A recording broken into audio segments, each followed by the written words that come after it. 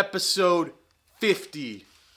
What? From now, everyone stands on their own 2 feet. In terms of grace, this is what it's about. No man is an island. We all have common destinies, but we all have to work on self. Mind, matter, spirituality, prosperity, love, health, fears, city, county, state, country, continent, hemisphere, planet, galaxy, universe. Search for deeper relationships with others, self, God, community,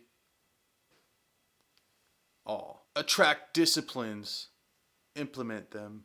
Stand on your feet. Don't rely on support. Thank enablers for kindness and reciprocate with no thanks. Only thing guaranteed is change. Forgive all, even the worst of habits. Repair harm you've caused. Lick your wounds and move on. Solving anything comes from within, not from others, nor Google, inside us. We are capable of what is possible. Can our flaws just be permanent of who we are? Do you really want change? Freedom through self-realization. To save your life, lose your life. Threatened by oblivion. You and only you are in control. Feel your footing on the ground. Simple. We are flesh, blood, and bone. Help each other find meaning of life. We are responsible for living our lives. Finding yourself alone. Aloneness of spirit.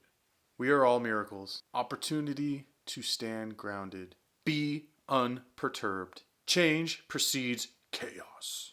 Happy is not striving for happiness.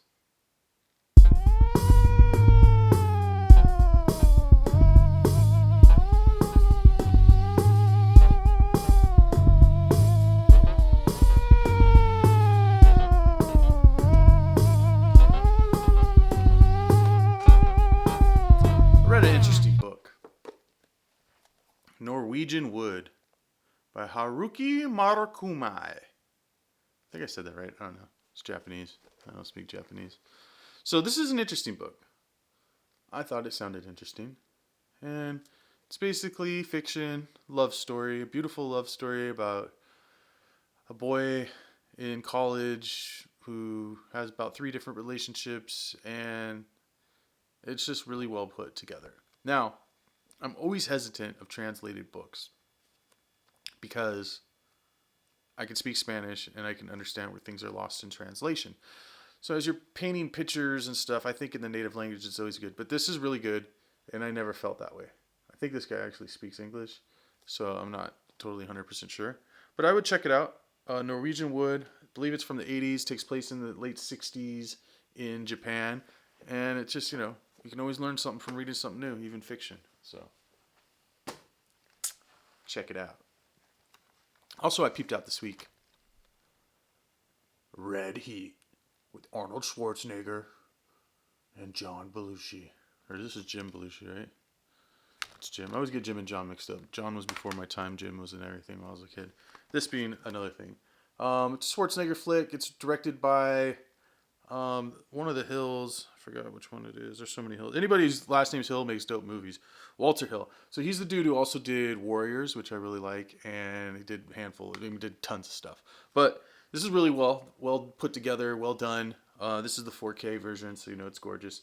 And I never really saw it, I don't think.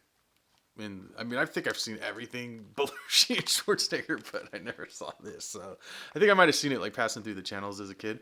But it's really good, like cop type flick in Chicago, 80s, and that probably tells you everything. It has that whole like Beverly Hills Cop vibe and all that good stuff. But it's good cop flick. I think everybody knows of it. But another movie I peeped, which I watched it and I was laughing my ass off. Movie 43. This is pretty gnarly, dude. Just let me tell you who's in it. Elizabeth Banks, Christian Bell, Halle Berry, Kate Bosworth, Gerard Butler, Barbie Cannavale, I don't even know who that is, Josh Duhamel, Anna Faris, Richard Gere, Terrence Howard, Hugh Jackman, Johnny Knoxville, Justin Long, Christopher Mintz-Plasse, Chloe Grace Moritz, Liev Schreiber, Sean William Scott, Emma Stone, Naomi Watts, and Kate Winslet. So it's like this super star-studded cast, and it's done really kind of funny. I watched one of the alternate versions, I guess. So it's a version that wasn't shown in the theaters. Now, I kind of put this all together later, but the version I watched, it's put together as a short film. Or it's put together as this dude's trying to strong arm a Hollywood agent to get his movie ideas put into movies. And then each idea, while he's strong arming this producer, Common's in it too, he's not on the cover, is a short film directed by somebody different. And then it's like skits within the thing, but the main premise is this plot line where this dude's trying to like strong arm a producer to get these ideas made into movies.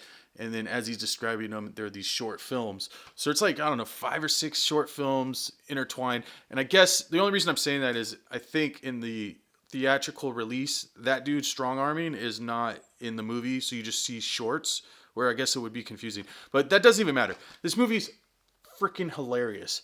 And I was laughing my tush off, and I went and I looked on IMDb, and dude, it's got like a 0.5 stars. I was like, what? This thing's hilarious. And I think comedies get that a lot. I don't know if like people sit down thinking this is going to be some dramatic, film or something. I mean, it's definitely not that. It's just, yeah, so I saw the alternate cut of the film.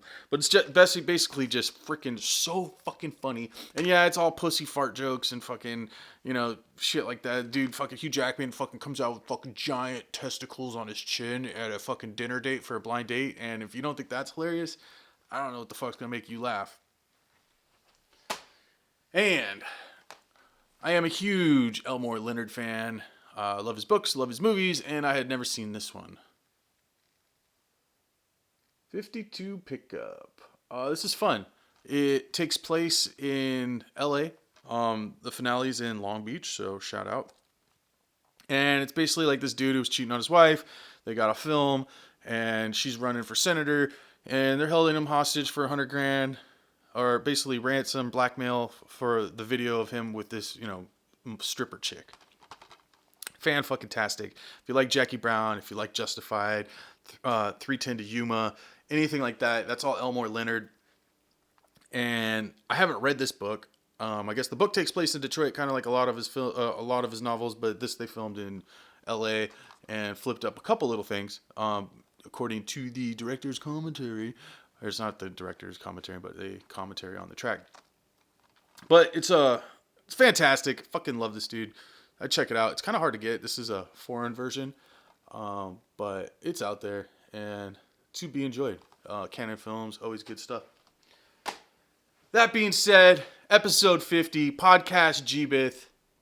Try your hardest, do your best, be humble, stay gracious, read more books, stay amazing.